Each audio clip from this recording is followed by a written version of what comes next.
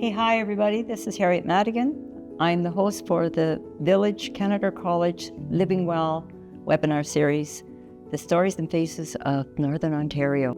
I'd like to acknowledge and give thanks to the land on which we live and work and to the people who have cared for it since time immemorial.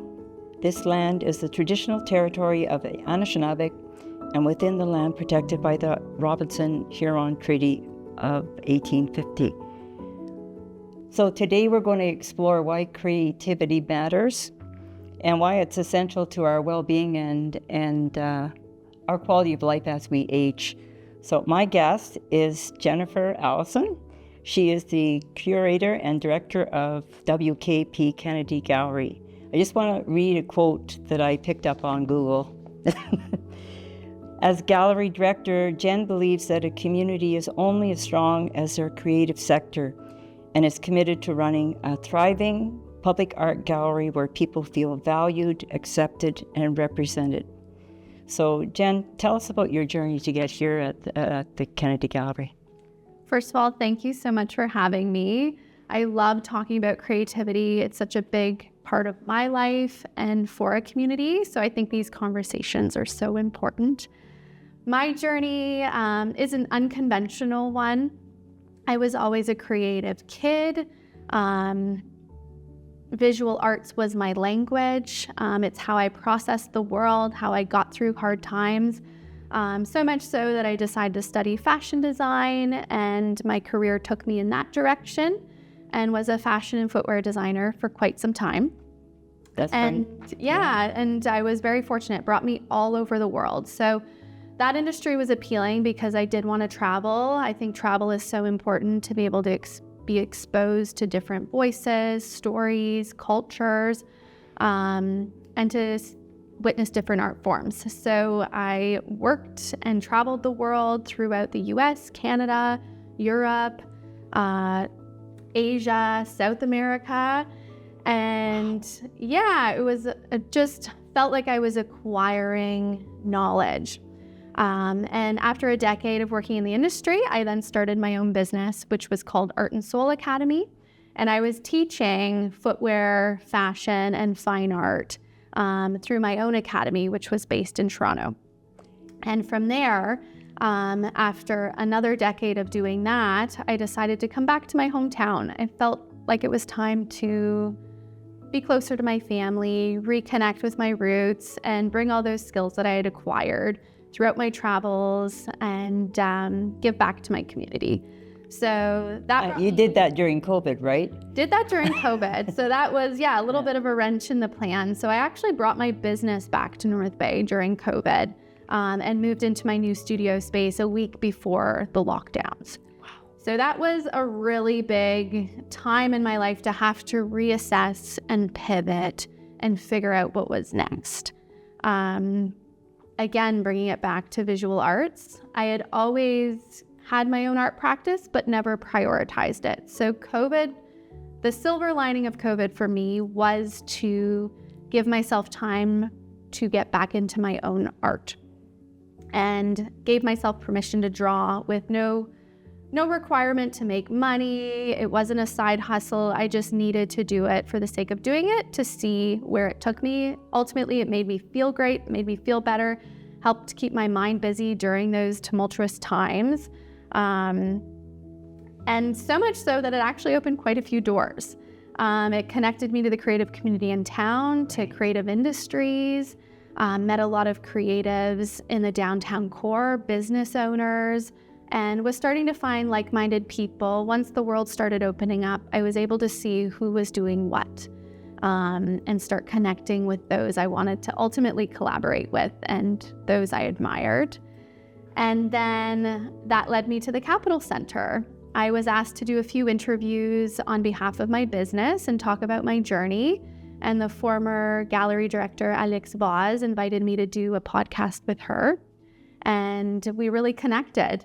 And once she got wind that I was doing my own art, she recognized that there was something there and eventually offered me a solo opportunity to have my own art exhibition in this exact gallery where we're sitting today. that was over the moon because something I don't really talk about is I think I always wanted to be an artist. I was just too afraid to study visual arts. So I took a business route. By studying fashion design, I felt there's a business element, it's an industry, it's creative, but ultimately you have to put your business cap on and you're designing and creating for the customer at hand rather than what's your message, your story, your internal outlet, trying to pour that out onto the page or canvas per se. So I was so honored to be offered that solo show. And every opportunity that came through the gallery, I would just say yes to because it felt right. I think the Capitol Center and the WKP Kennedy Gallery are such staples in the community. And despite having grown up here, I didn't know the gallery existed.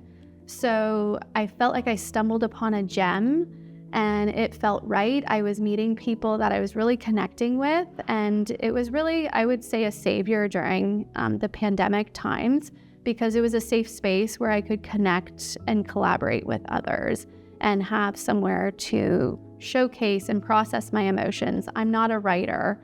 My vehicle to communicate is the visual arts.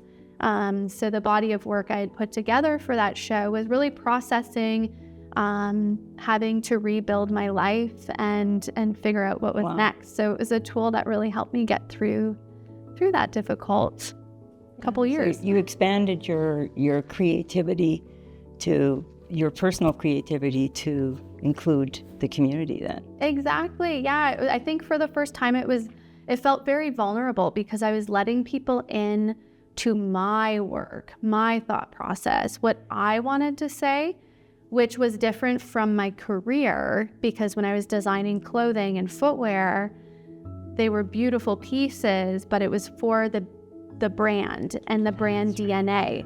So having the solo show was essentially showing everybody what was happening up here, which isn't easy to let people in and then have constant conversations. That show was on for a month and a half. So to have a month and a half where it's all about your dialogue and opening up to a lot of times strangers. And sometimes it's easier to open up to strangers than people close to you. People close to you, such as friends and family, might not know that's how you're feeling. So that's another vulnerable element. Yeah, and vulnerability really is, that's an essential step, right? In art, whatever art it is. And there's so many different facets. So I couldn't agree more. I think, and the show was called Stripped Away. And the quote and premise of the exhibition was, what are you left with at the end of the day when it's all stripped away? Oh, still gives me chills. I love that little slogan. And the premise was, I spent all these years working as a fashion designer, which is essentially building a facade. You're building armor. And I love fashion. I see clothing as a tool to accentuate, but also hide. So it can be armor or it can be a shield. And it's just, how do we use it, right? Yeah. And we're all using it, whether you care about fashion or not. You make choices every day, Sure. And that's an art form, right? Sure. The dress, and how you dress. wearable art. Sure. Yeah. That's an art in itself, It right? absolutely is. Yeah. The way you put things together, the way things make you feel, colors impact your mood, fabrics, and the sensory of how your clothing feels against your skin all affects the way you operate in the day-to-day. So the body of work, which compiled a lot of anatomy actually, and kind of highlighting that we don't pay enough attention to our internals as we do to our external facade. And it's not necessarily always about, it should be, but we're not always prioritizing how we feel, and we prioritize how we look and how we present to the world. And I felt like that was my career. I always made choices on what looked impressive, what felt like I should be doing, where I should be working. I was working in the fashion capitals of the world. I'm still, when I talk about it, I feel like it's a story a little bit. It is a story. It's kind of every chapter and I close it and I move on.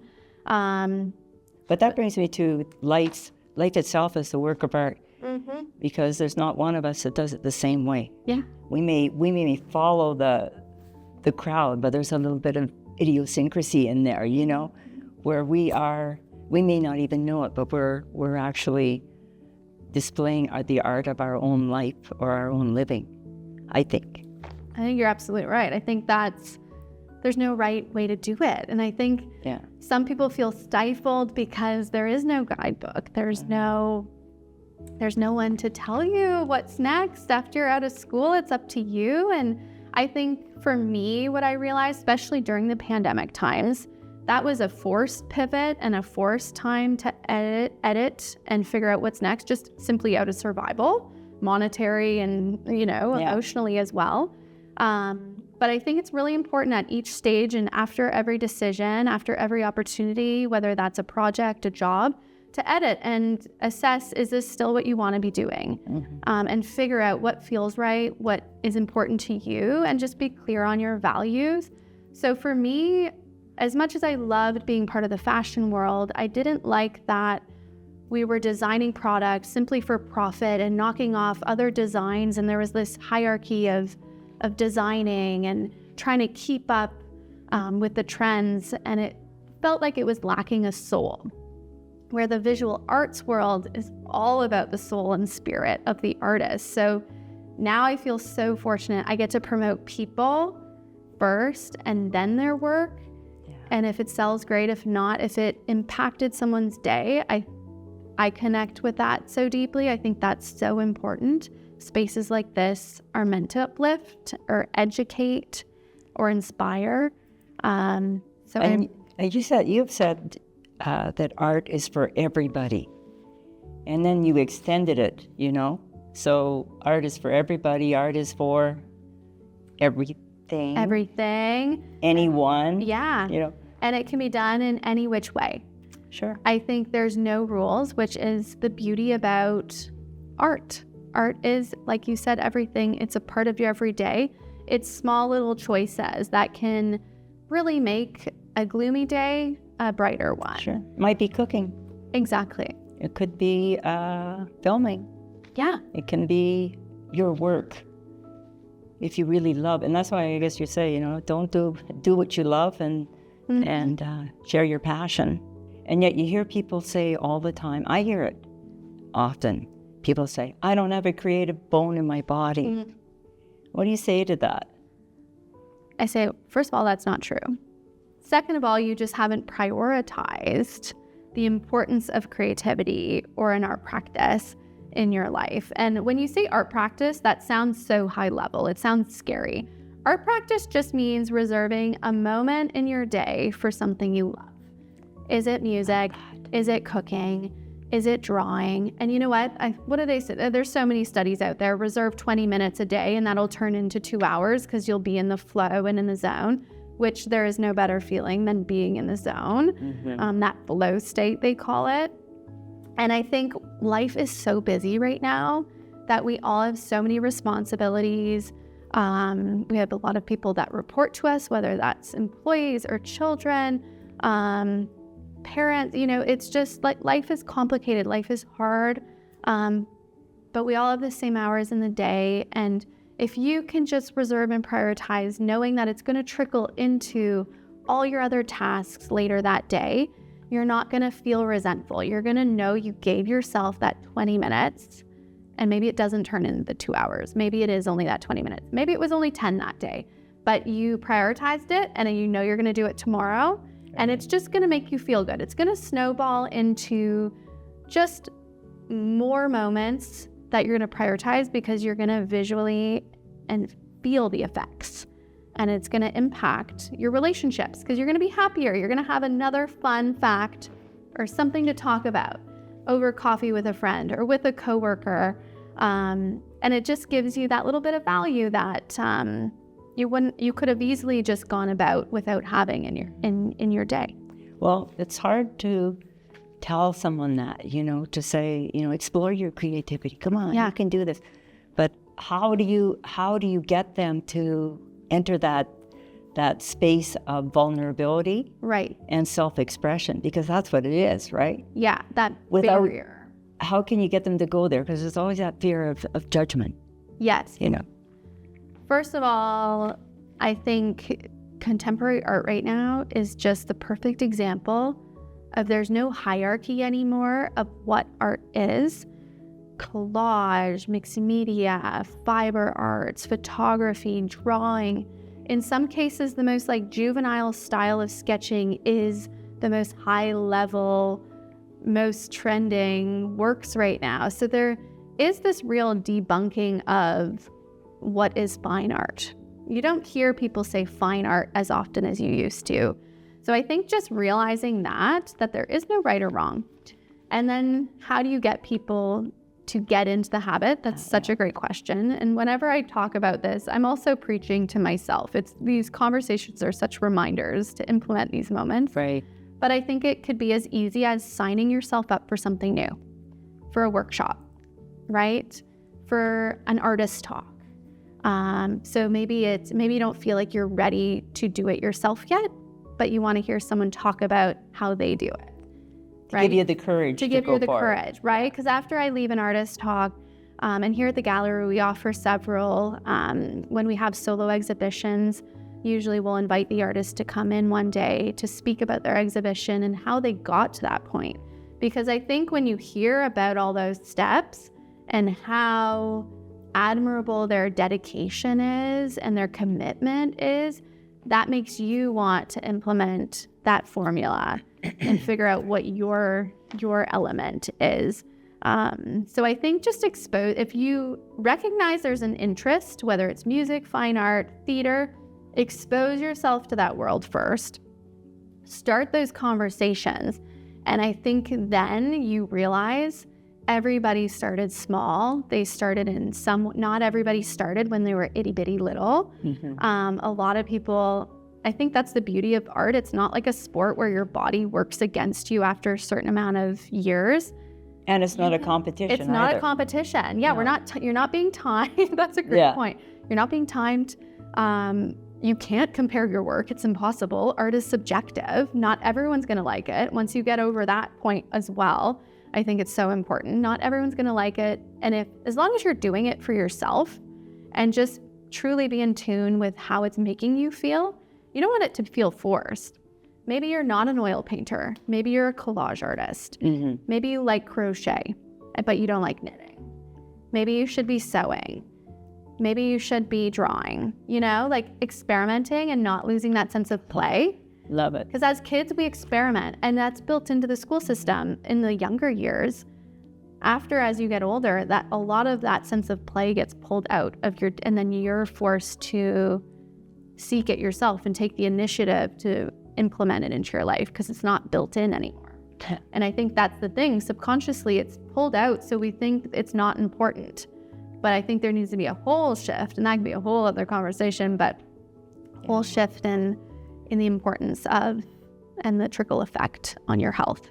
Yeah, but let's talk about mental health now. Because I noticed, I was at the North Bay Regional Hospital and noticed that there's a lot of artwork going on there and a lot of self-expression. And it's, that piece we were just talking about, being comfortable enough to explore your own creativity.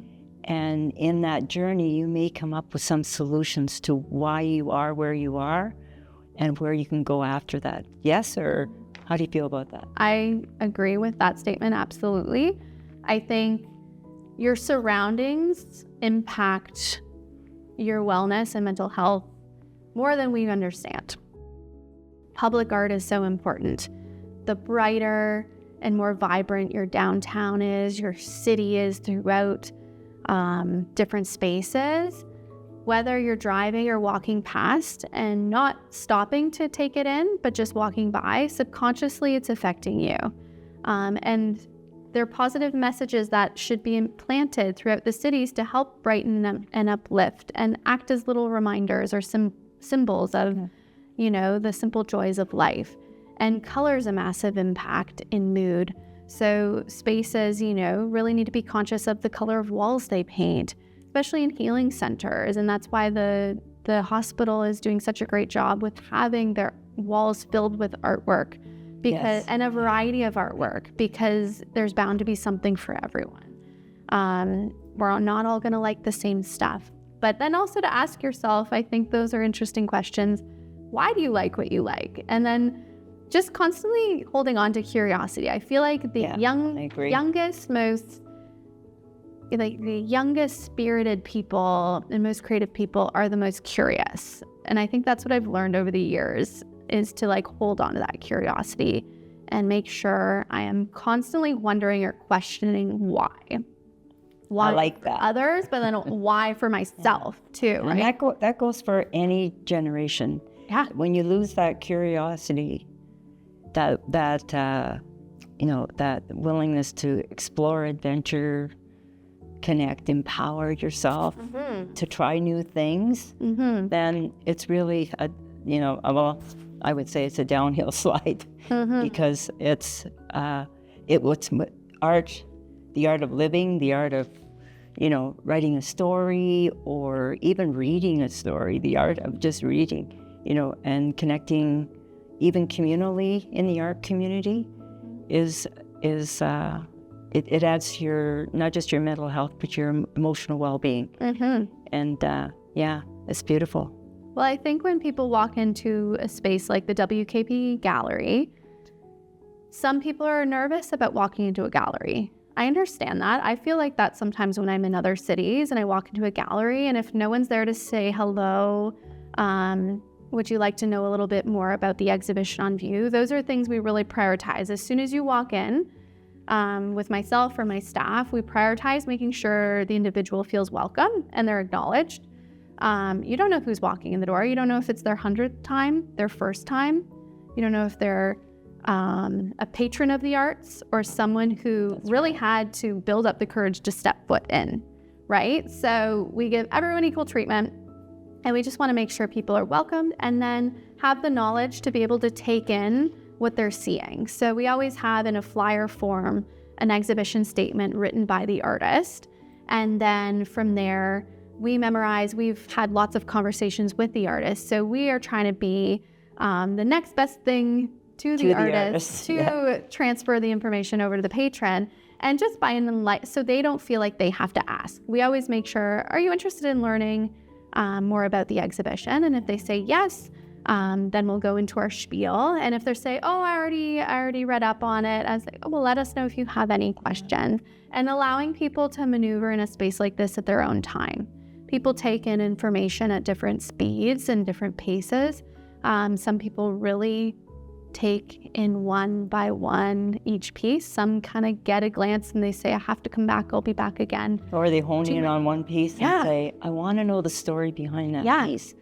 And I think that's one of the things but for me personally, I'm always wondering, it's not necessarily I like or dislike that piece. I want to know what was the artist thinking, to explore that with them, that unique, their self-expression. What is their, what does that mean? And that might convince me to buy a piece. Right, exactly. If you feel connected to that story, if it moves you in a certain way, or sometimes it's confirmation. You're like, I didn't know why I liked it, and that makes sense. And then you have some artists who don't want you to know the deep meaning behind the piece. They're kind of coveting their own protected energy of why, because what you don't know, you can't ruin, right? I find some artists are very, I want you to interpret it. I have my interpretation, but I don't want to put that on the patron. Oh, interesting. Right? So there's those two camps. One artist may really want you to know everything that went behind it, the process, the time, the energy. So, because maybe that's important for the understanding. Maybe it's not as obvious. And then you have the other way of people wanting to just take what you get. And I feel like a lot of pieces can really pull you in depending on the layering that goes into the works. Everyone can pull a different conclusion. Sure. And how about, let's chat a little bit about the science behind the impact of art when you identify what your art is. That I kind of think that's the same as purpose and passion. What's your passion? And what's the science behind it? Can you give us a little insight into that? Well, I think ultimately, I don't know the stats, I'm not a scientist, but ultimately just from what I've been exposed to and experienced myself, it is a well-rounded impact, right? It's going to give you confidence. It's going to build your self-esteem. It's going to trickle into your motor skills and hone into maybe soothing anxiety. It helps build connection with your community, which there are a ton of studies on. And, Right. Eliminate loneliness, right? If you are creating something and then you're participating in shows or putting your art out there and it's in creating conversations online or with one person, that's one person you've impacted, that you've opened a door to, that you've let in. And connection is key just for ultimate overall well-being. So it's just such a tool that can be used for so many reasons, and it's not about the outcome. It's about the process and where it brings you and who it exposes you to. And it just, you never really know. You can't plan for that, and you'll never know if you don't try. Wow. That's great. Yeah. So let's go to communal art. Let's talk about that for a minute. We've had that experience at the village where we've sat down and just did a card, a collage or a drawing or whatever with all kinds of media. And it just creates, you're right about it, creates a sense of peace and calm. Mm-hmm. But what are the, is that a door to open up people to their own creativity or a vehicle? What do you think about that? I think so. From the programming we've offered at the gallery, for example, we have all different exhibitions, from photography to oil painting and acrylic and collage. And with every exhibition, we try and pair a workshop that complements the show at hand. And that might be guided through the artist who's on view or from someone else in the community. So first of all, we're trying to give as many people and creative experts in the community opportunity to spread their knowledge and showcase their talent. And in doing so, and in prioritizing the range of what's out there, someone might never know they are taking a liking to collage. They may not have the access to those tools at home. And unless you are putting yourself out there and trying new things or a part of organizations that bring those new opportunities to you, such as the series offered through the village and this Living Well series and a lot of what you do with your groups, I think that exposure and having access that isn't necessarily up to your own initiative to do so really helps, because those 2 hours could really change your creative trajectory or fitness trajectory. I think it's all about removing those nerves and eliminating the friction. And exploring. Yeah. And moving into maybe other things like dance. Yeah. Or... And once you try one new thing, you're like, oh, that wasn't so scary to, put myself out there and try something new with people I don't know.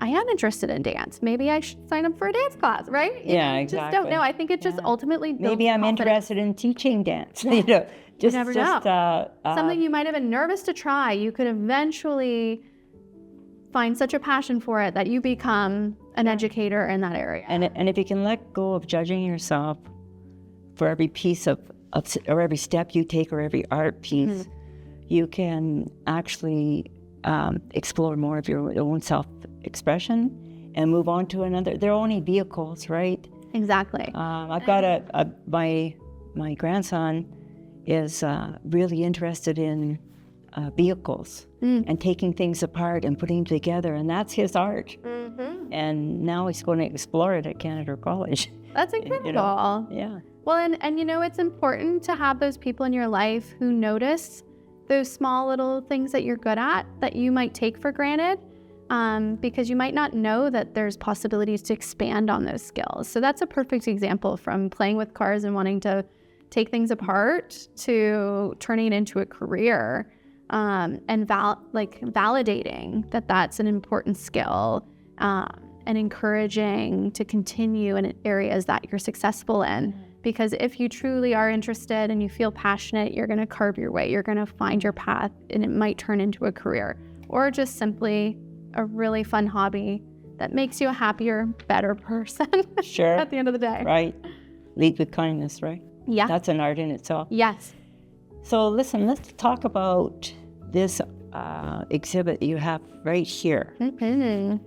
because this is a great example of people not doing a like-minded activity or a vehicle, but it's still the self-expression. There's a whole, it's not a duality or anything. It's just a huge, big look at uniqueness and how it comes together communally. Exactly. So tell us a little bit more. This was such a wonderful community project. So we're sitting in our front gallery right now, and this is our monochrome square foot show. So at the beginning of the year, we had this concept. We wanted to fill the walls with all the same size canvases, and we wanted to make this accessible for our community and encourage new artists to participate in addition to our reoccurring talented artists that already know we're here and feel comfortable being a part of our community. So at the beginning of the year, we thought, okay, we should have this opportunity where we have artists sign up for colors and we can have a nice gradation follow the walls all the way around of all the same size canvases.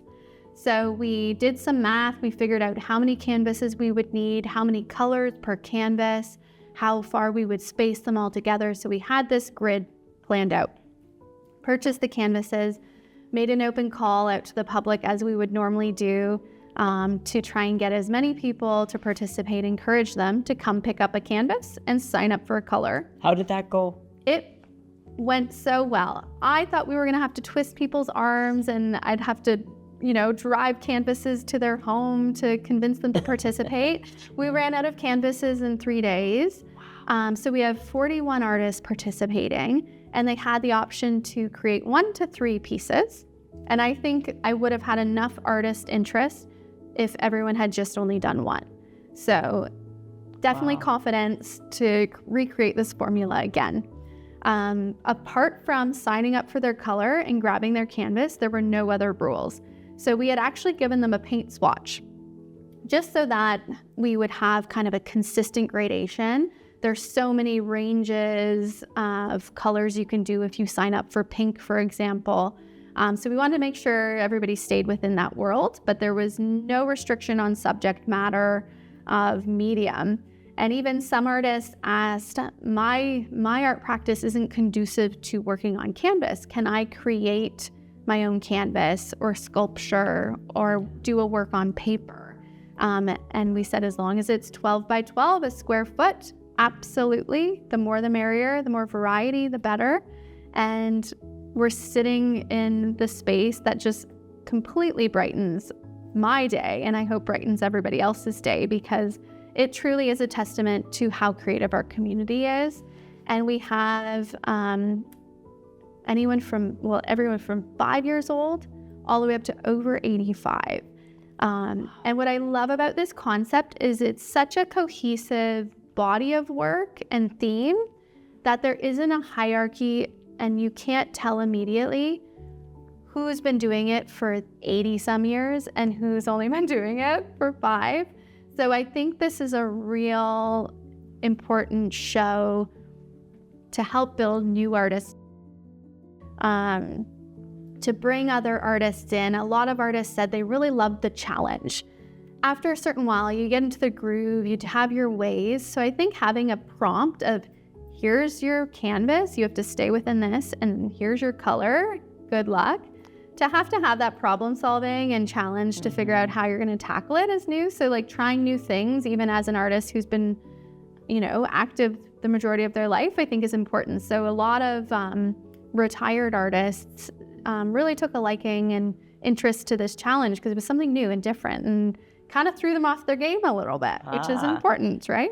Yeah, so now they're going to recognize other people who are exploring their own talent. Yes. And that's wonderful. Yeah, and so we always have an opening reception for shows. How was that reception? I bet it was. It was booming and bumping. We had, because we had so many artists involved, 41 as I mentioned, all of those artists bring their network, friends and family. Yeah. So it is just so nice to have that energy in the space and to see artists proud of their work. Yeah. It just warms my heart. It just, it's incredible to have that energy in here. And I think the work just speaks for itself. I think it's really drawing a lot of people in from the Capitol Center lobby and even our front windows, because who doesn't like color? And whether you like art or not, you're drawn to this concept just because it's visually striking and strong. And then you realize there's a lot to look at. And I find a lot of people are spending quite a bit of time, more than usual even. It may open a door for someone. You never know. So thanks for telling us about this exhibit. I think I would love everybody to see this because it does open a door. Just that little smidgen, to say, wow, so-and-so can do this. Why can't I? Right? Yeah, it'd be awesome. But we're going to explore that today. Exactly. This afternoon with intergenerational art activity. And it's a square box. Is it square box? Square foot. Yeah. Square foot. Square box, or 8x8, whatever people choose. And it's just going to be like a free-for-all, right? You got it. Just go for it and watch the interaction and connection with grandmothers and mothers and children. And it's going to be awesome. And I think the opportunity to be able to walk around and see art on display, and then to be able to sit down and create something of your own, I think the art on the walls will give that confidence, that reassurance that they can do it too. And they're all going to be creating with loved ones, strangers, getting inspired by each other. And I know Christine Broderick is a wonderful educator. And they're going to be in wonderful hands. So that's Christine's art, really, is to bring people together and have them start to explore their own creativity and go on and on and on. So it's awesome. I think Christine's story is actually really beautiful because I know she had some hesitation and reservations to even sign up to be a part of this show.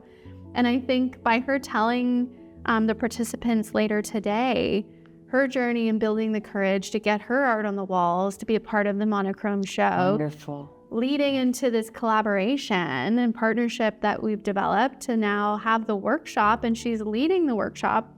That's a perfect example of everything we talked about today. Yeah, it is actually. Of opening those doors. Jennifer, I think, you've been exploring your own self-expression, and I'm so glad you landed at the WKP Kennedy Gallery. Thank you so much for opening these doors, and we'll continue this afternoon. Well, thank you. So thanks for showing interest. Really appreciate it. Hi, everybody. It's Harriet Madigan. I'm back here at the WKP Kennedy Gallery to demonstrate why creativity matters and to see it manifested in an actual workshop. So I have Christine Broderick with me today. Christine is not only an art teacher, she's an artist. And she is an artist beyond just creating art. It's an art with people to get them enthused and excited about, realizing the benefits of creativity. You want to elaborate on that a bit, Christine? Well, for years, after I retired from teaching, I established a business called Creativity Matters. And I just know that it matters so much. It matters for us all.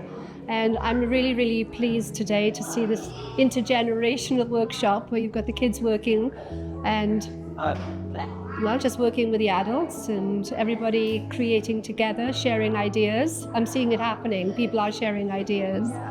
So, and people want to, I guess one of the most benefits of doing a creative activity together is that connection, that social connection, the conversations it creates, the sharing of ideas, the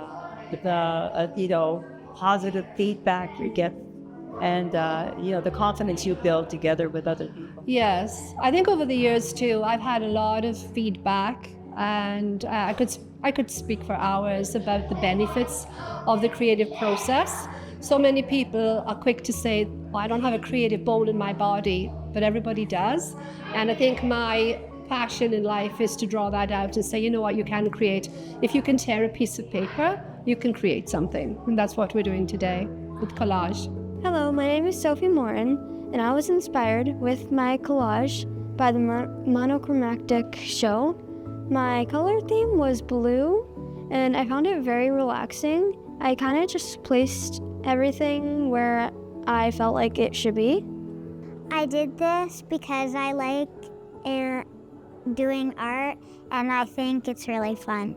I chose these colors because my cousins did like this rainbow, and I thought I could do something a bit similar to it.